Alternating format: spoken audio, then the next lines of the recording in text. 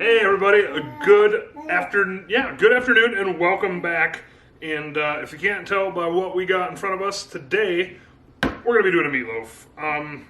I will say meatloafs, I don't really ever tend to do these the same exact way. I kind of tend to, maybe just change them up a little bit, whether it's different rubs or different barbecue sauces.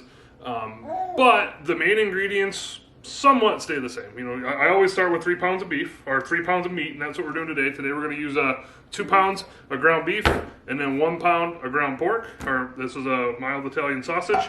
We're going to use 2 eggs,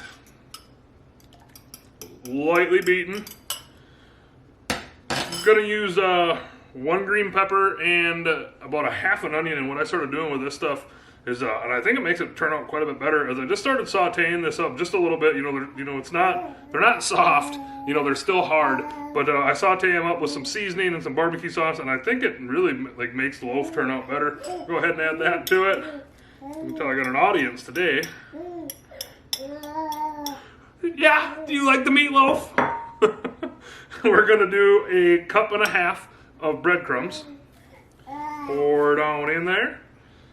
And then I like putting barbecue sauce right into the loaf right away. I put it on top, but I like putting it in right away. And the sauce we're going to use today is this, the Blues Hogs. I think it's this original. Pretty good stuff. It's pretty thick stuff. I did saute the veggies up in that. We're going to go ahead and just put 2 tablespoons, or these would be teaspoons in there, I think. Just 2 of these. We'll just say 2 of these spoons. Toss that in there, and then we're going to go ahead and season this. I've measured seasoning out for meatloafs before, and most of the time I don't, so we're just going to go ahead and use a combination today of the Butcher Block, or the Butcher BBQ seasoning. We're going to use the steak and brisket rub, and we're going to use the competition blend, the savory pecan seasoning. The savory pecan seasoning is really, really, really good. I mean, they're both good, but this has a really good smell to it. But we're just going to go ahead and season this to taste. Mad Horse here, our BBQ Brian here, I like seasoning.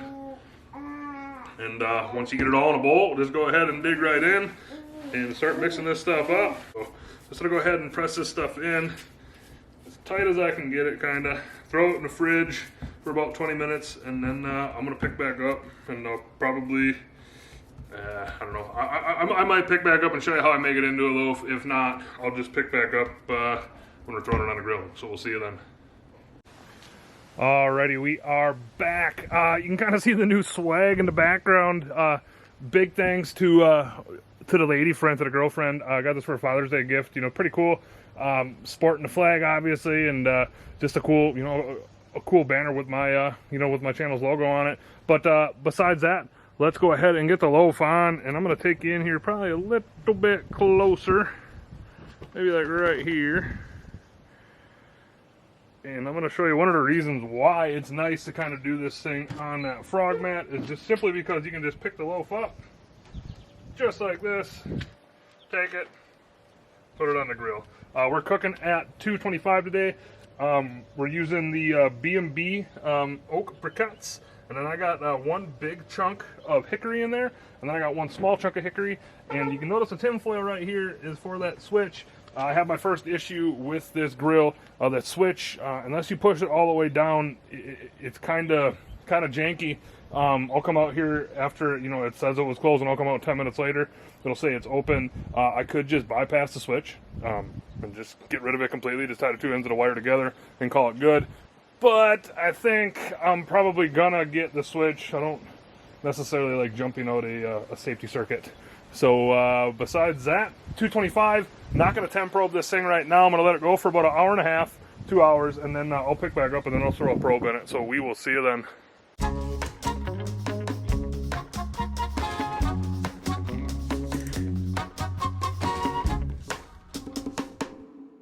Alrighty, we are back. We've been on for about, we've been on for 2 hours.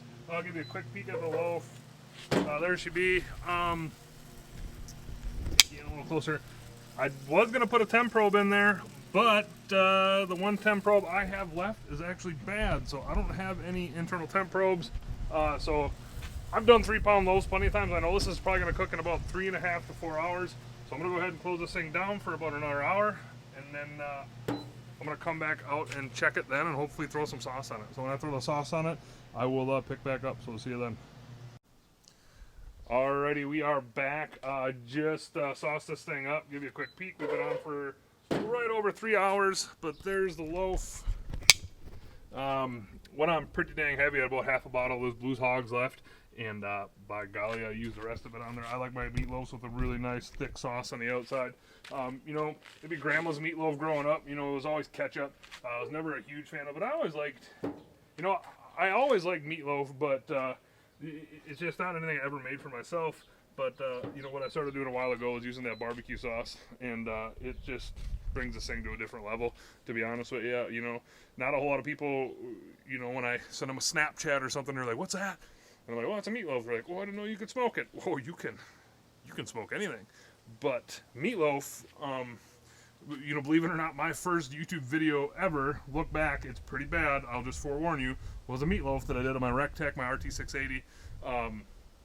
Horrible video, but again, you know, 3 years ago, I keep saying the same thing. You know, if you don't like meatloaf, try it out on the grill. But what we're going to do is, I had to turn the temp down a little bit because the internal temp is at about 160, so I turned the temp down to about 175. I'm going to let this sauce set for about a half an hour, and then I'm going to bring it in and we're going to eat. So when we slice into it, we will pick back up, so we'll see you then.